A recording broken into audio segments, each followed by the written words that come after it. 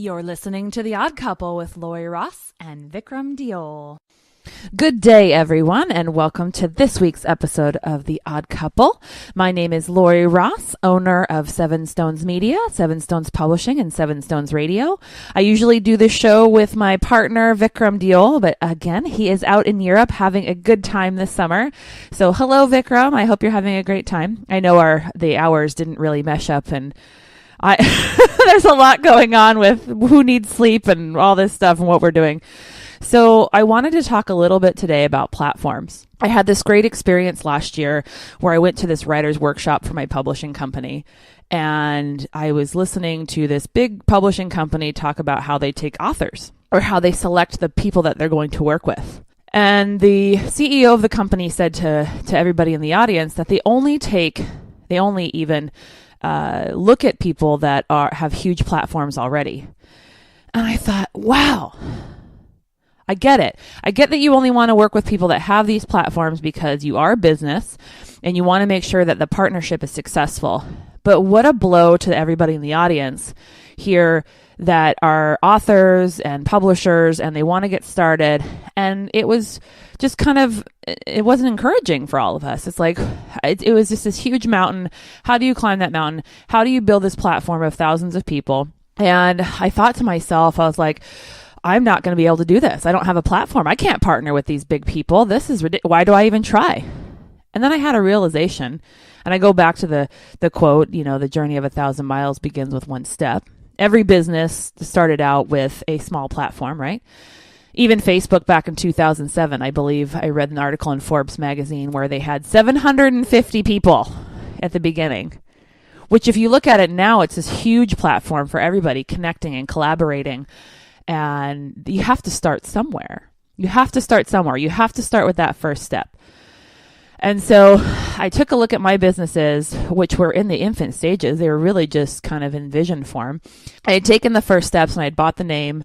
I had bought the domain, which makes it more real, right? It makes it concrete. So I was taking these baby steps, these micro pivots, and I knew it was going to build into something, but I didn't know how to build. And I was setting some prayers, setting some intentions, whatever you want to call it, asking the universe to bring me these people that will help me. Because that's really what I've learned to do, is set the intention and then ask the universe for help. So bring me what I need. Here's what I want. Now bring me what I need. And my desires had changed. And so my now defined needs, not as like survival, but no, my needs for this next step and this next step. So you have to begin with a strategy. And I read this great article about not just a figurative platform, but a literal platform, like a stage. You have to build the framework. You have to have these solid legs for it to stand on. You have to build it brick by brick, piece by piece, and you want really strong pieces. So that takes time. So it started out as a stream, my business, and I realized I needed a platform. And I realized I wanted to make a big change in the world. I wanted to be able to collaborate and connect with a lot of different people. So I began and I started, like I said, I got my business cards, even got my logo, and I'm like, now what? Now what? I had all the vision. I had all the passion. I had the desire. But then I was realizing, well, I want to monetize this because it's really fun in the beginning, right? Because I not lost money because it was a huge investment and it was being fulfilled by it. So I didn't really lose anything.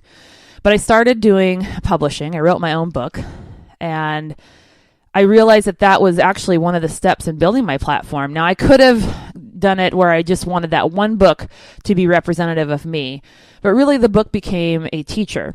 It became a leg to stand on in my new platform, and it's taught me so much about publishing. And it took me on this completely different journey. It originally started out as just a publishing company, and now we're going into media and radio and podcasting. And people just came on my path. And Vikram was one of them. He's the partner for The Odd Couple in this show, and he was the one that taught me that my foundation, my platform that I was building was built on tissue paper and fantasy. And so I really had to say, how do I make things solid? And so I began collaborating with people. And it really started with kindness and openness. I attracting clients from my energy work, which was completely not separate, but it was, I didn't realize there was going to be crossover in what I was doing out in my energy work, because I was still am an energy healer. I used to work with lots of clients around the country, did lots of energy healing.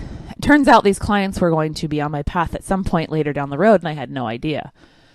And I was attracting all these entrepreneurs. I thought, well, this is interesting. Now I got to take note of that. Do I cease the opportunity? I cease the moment to kind of ask them questions, or do I just let it go? And I did not let it go. I definitely knew that these people were coming into my life for a reason as my clients. And then later on, I've partnered with them and collaborated with them. So here I am, the whole last year, starting to build my platform.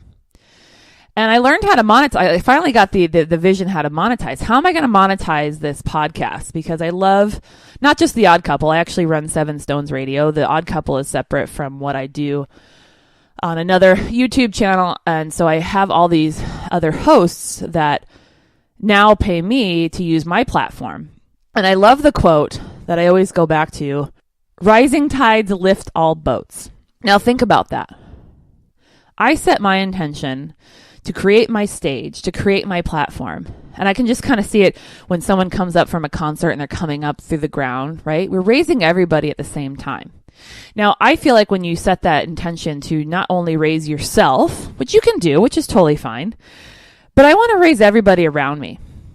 I had a friend that told me that was a bad idea. You had to be selfish, and you can be. It's not selfish. It's self-full to take care of yourself in this lifetime if you choose to do that in your lifetime. But why not open up that ability to rise everyone around you? It's so fun to climb to the top of the mountain by yourself, and sometimes it's necessary. But when you get to the top, aren't you lonely by yourself? What if I took my platform and I gave everybody a voice? What if I decided to not only create my wealth and my stability and my platform, because I do have a voice. I want to get my voice out there. It's very fulfilling for me. But what if I said, hey, I want you and you and you and everybody else to come with me? Because it's fun. It's a party, right? And so I just want to be connected to everybody. So I go back to that workshop, and it's like a 3-day long workshop out in Maui. And I'm thinking to myself, how discouraging. But they did offer an option. If you didn't have a platform, you could pay them, right? Because that was kind of where I got my inspiration. They actually charged a lot to publish your book if you didn't have your platform to help build and guide. So I was like, okay, well, I'm gonna go one step kind of below them, because they are a well-established publishing company, and I'm going to offer my services to people that want to even get started writing. They want to.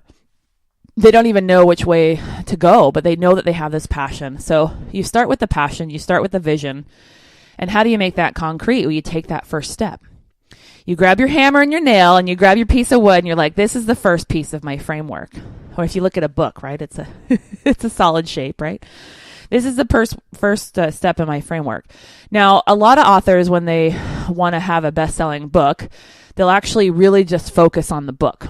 So I have some great friends that are best-selling authors, and they had this huge action plan, step-by-step marketing plan, infused a ton of energy into just building the book, which definitely helps launch them into their platform. But for me, it was a little different. I took my first book, which is called The Goddess of Mount Rainier. I live out here in the Pacific Northwest. And if you're in Washington State, you can't miss this beautiful mountain. But anyway, so this book was really a tool for me to start my foundation, not the platform that I was going to use for launching everything else, but it was really going to teach me how to launch everybody, and it gave me the tools that I needed. So I go back to the quote again: a rising tide lifts all ships, lifts all boats. I go back to kind of the energy, the metaphysical, the quantum physics of that, and we're kind of evolving the world, right? It's not a lack mentality to be able to have everybody successful around you and everybody's feeling good. When everybody's feeling good, the whole world, it reverberates all the way around. That's just part of my path. I know that I am going to collaborate with lots of people and connect with lots of people. I had this vision at the end of my life, and it might sound a little morbid to some people, but I had this wonderful vision that it was my funeral. And there was tons of people there, which is cool. It's like a big old party. Those were all the people that I had a chance to connect with in this lifetime. And I had made an impact. And I had maybe shifted their energy and inspired them and gave them the courage, because I was just living that way. Sometimes you're not actually giving them what they need. You're just embodying it, and you help program everybody around you. That alone is inspiring, which creates action, inspired action. And you help them be on their center stage. Everybody has a stage. We all have our own stage that we live on. Some people want to be behind the scenes, and that's totally fine. Some people want to be center stage with the spotlight right on them. But I'm one of those people that want to do both. Why not? Why not? A guy asked me, I was at a yoga, it was at a yoga studio, but it was a drumming event. My birthday was on Saturday, and I wanted to go to this event. It was a vibrational shift, a shifting event to help raise your vibration. Because I always recommend, it's like any teacher or any business person, you always want to kind of keep refreshed, right? You never want to just assume that everything's going to always be there. It's a constantly active practice. So the yoga instructor kind of explains my journey in front of everybody. It's my birthday. Everyone's singing me happy birthday. This guy comes up to me afterwards and he goes, "Hey, I heard the radio show that you did with my friend, this Tibetan medicine woman. And I just want to know more about that. I want to know why, or really just anything you want to talk about." And at the end of our conversation, it was a great conversation talking about quantum physics, and he wants to write a book, and I wanted to help him with that. So I gave him my information. I gave him my card. Definitely can walk you through that step by step. But he's like, "Why are you doing all this?" And I said, "Well, that's the wrong question." Stop asking why. I said, "Why not?" I said, once I figured out that I was the creator of my own reality, why not take it to kind of those maximum levels? Why not take it to those maximum levels? So many of us get stuck in the part where we're not fulfilled. And so we're searching for that fullness, that wholeness. But once you feel that, then you want to expand. You want to expand, you want to grow, and now is the time for me to expand. I've done the work. I've taken my steps to feel fulfilled, which is an internal thing. It's not an external thing. Now it's time for me to expand. Now it's like, how far can I go? How many people can I help? How big of a platform can I create to make a difference in this world? A huge difference. Even setting that first intention to want to build a platform, it made a huge difference. It's already changed the world. Now the fun part comes of playing it out in reality, right? So what does that look like? I don't know, but I know it's going to be awesome because I have set the intention from my heart that says, this is going to feel amazing. This is going to be adventurous. I don't know who I'm going to meet on my path. I know it's going to feel like little miracles along the way. I know it's going to bring me joy because I'm already filled with joy. Regardless of any of this happens or not. If none of this happened, I would still be satisfied in my life. This isn't my one ticket to joy. This is like, I want to have fun with this. I want to change the world. I want to also monetize this, right? Because I'm working so hard in the spiritual world and I'm learning so much about the business world. They're completely different worlds, by the way, but I'm trying to marry them. So many people have, and so many people are successful at it. And I want to draw more of those people in. So many people are successful at it. But it's isolating to be on either end. I want to be in the middle. I want to be on that middle pillar. And I want to stand on my platform and pull in as many people as I can. So think about that. So if you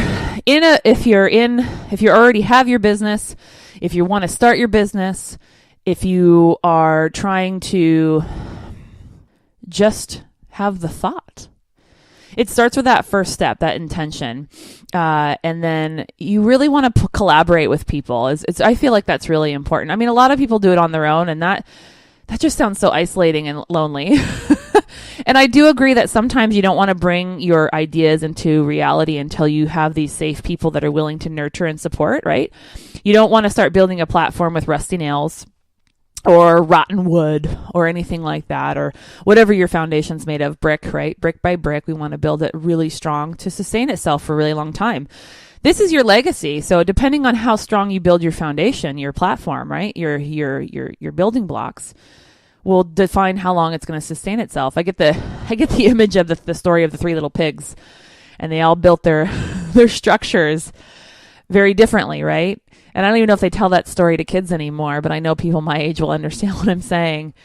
And the one that sustained itself through the wind, through all of that was the big bad wolf, right? I'll huff and I'll puff and I'll blow your house down, because people will try to break it down. It just happens. Like, some people don't, they're just so afraid of their own success, they want to tear everybody down.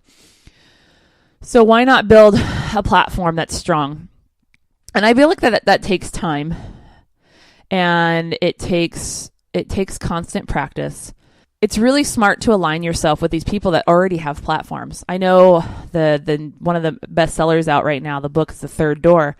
And he was brilliant, because he not only did he go after people with huge platforms, right, to interview.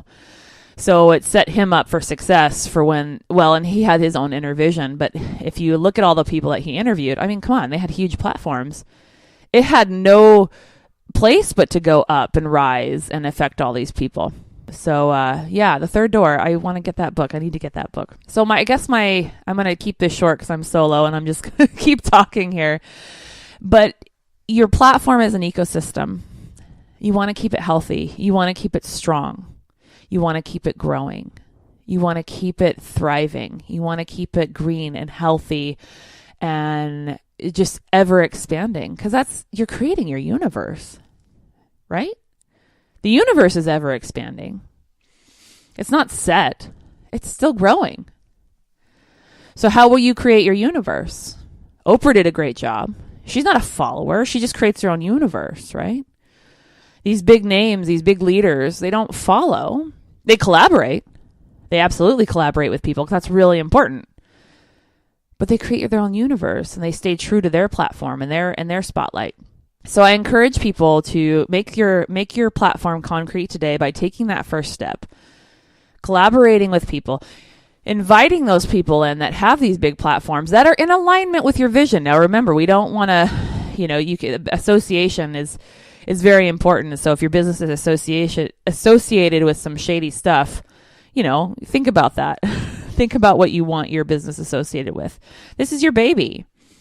This is your child. Who do you want your child hanging out with? The bad influences, right? Or the really strong ones that are going to help it grow? I'm going to say it one more time.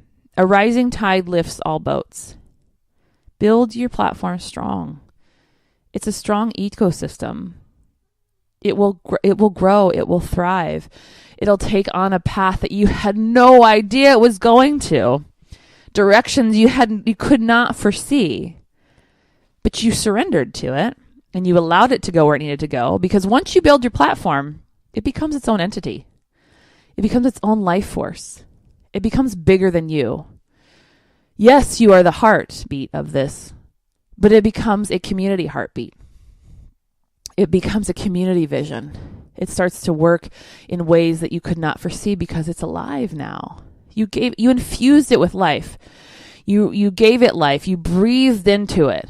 You gave it lungs to move. You gave it a body. So it becomes its own entity, and it does its own thing. So surrender to it and just enjoy the ride, and enjoy your soul evolution, your growth as you rise together.